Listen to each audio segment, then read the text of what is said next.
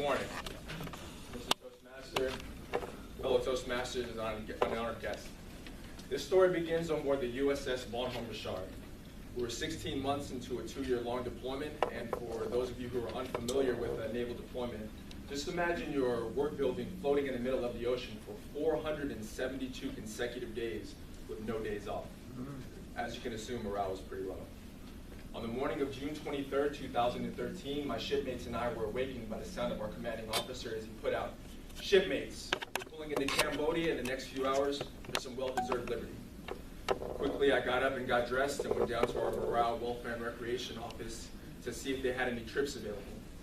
The representative said because it was such short notice, he was only able to set up one trip, and that was to the Museum of Forgotten Shoes. I said, "Museum of Forgotten Shoes? Nice!" As if he had went inside of my brain and picked the exact kind of trip I wanted to go on. Within the next few hours, we pulled into port, and I got aboard the tour bus. To my surprise, I saw that I was the only one. I thought, who in their right mind would miss out on the once-in-a-lifetime opportunity to visit the Museum of Forgotten Shoes? While riding in the bus, my mind was filled with excitement, picturing forgotten Nikes, Chuck Taylors, and sandals. As we arrived to the museum, I noticed that the locals were putting together a parade. When I got off the bus, I was greeted with cheers and excitement, but they were short-lived as they noticed I was the only person on board. I was approached by a small elderly man, and he said to me, "Tall one, where is everybody?" I said, "Sir, I'm the only one." He said, "Do they not know that we possess more forgotten shoes than any other place in the world?" I said, "Obviously not." I started to see the happiness drain from their faces, and they began to disperse. So I said, "Wait, please do not be upset with my shipmates. The reason that I alone came is because our commanding officer felt that the majority of us were unworthy to enter your famed museum. So they decided to send the biggest, most handsome, most intelligent sailor that we had. Unfortunately, he wasn't able to come, so I came to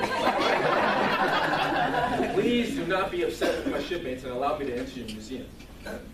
He said, "Okay, tall one, we'll allow you to enter our museum, but first you must complete the 3 tasks. Are you ready?" I said, "Yes, sir." The first task was simple, a basketball game against the local youth team. After quickly destroying them, I moved on to the next task. But this task wouldn't be as simple. It involved 3 very large women, a roll of duct tape, and a bag of fun-sized Snickers bars. For time purposes, I can't go into detail, but let's just say that they were satisfied. With the second task completed, it was on to the 3rd task. The elderly man approached me and he said, "Tall one, are you ready for the final task?" I said, "Yes, sir."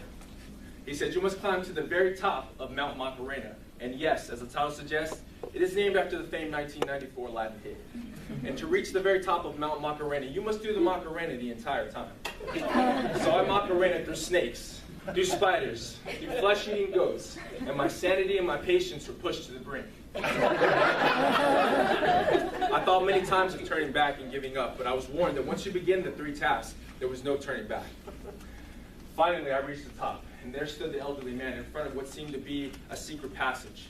He approached me. He said, "Are you ready for the final question?" I said, "Yes, sir."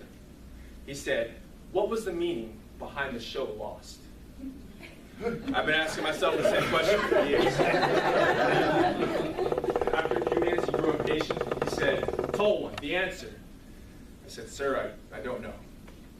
He said, "That is the right answer." Suddenly, streamers and fireworks came flying through the air, and the villagers came pouring out of the secret passage, attempting to lift me up, but with no luck. He said that people had been attempting the question for years, but their answers were always too smart or too logical, and that no one truly knew the meaning behind the show. That's why it was called Lost. The challenge is complete. I was finally able to enter the world-renowned Museum of Forgotten Shoes. The walls were lined with abandoned slippers, sneakers, stilettos, and combat boots. And of course, what shoe museum would be complete without a pair of bedazzled Air Jordans? It was all I had imagined and more. Forgotten shoes as far as the eyes could see. With the day coming to a close, I was walking back to the bus to return to the ship when I was approached by the youth basketball team. They said to me, "Tall one, you're leaving?" I said, "Yeah, it's time to go. No hard feelings, right?" They said, "No, tall one. We actually ran out of room over at the Museum of Forgotten Tourists. And we already have plenty of those shoes." No questions asked, I quickly got on the bus and was returned safely to the ship, ready and willing to continue our 3-year-long deployment, which came to be known as the 3rd longest in naval history. So if you're ever in Cambodia, make sure you guys stop by the Museum of Forgotten Shoes. Just remember to bring some very popular shoes and that bag of fun-size Snickers bars.